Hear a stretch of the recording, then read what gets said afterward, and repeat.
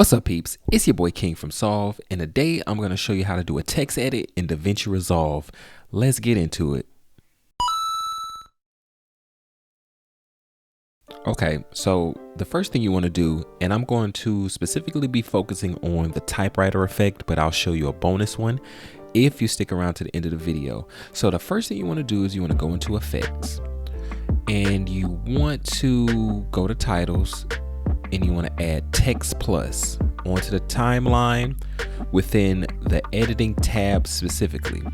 So just for the sake of the video, I'm going to change the title here. Let's say typewriting.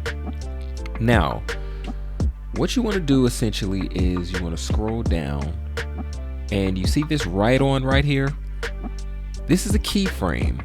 So what you're going to do is you're going to hit this little diamond here, and you're going to basically pull this all the way down, right? Now, mind you, this red marker is the point that you just set. So in this case, this is the beginning of the video on the timeline. If we go forward some, and this is what you want to do, you can go to the end, or you can go whatever set point that you want to. I'm going to choose here. So now, the exact same section, which is right on, this is also a keyframe. This is your second keyframe. Hit the little diamond, then you stretch it all the way out as far as you want. Now, when we rewind, since we have those two keyframes set, now when we play it, we get this cool little typewriter effect.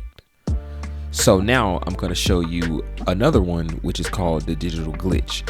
So give me a second to set it up. So ideally what you want to do is you want to go to effects again, and you want to drag text plus onto the timeline again, specifically within the editing tab.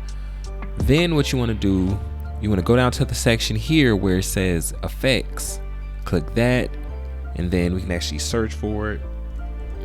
Digital glitch. So we'll drag that onto the timeline, and now you see that changes were actually made. So when we play it, you'll get this very nice digital glitch effect, and it is easy as 1, 2, 3.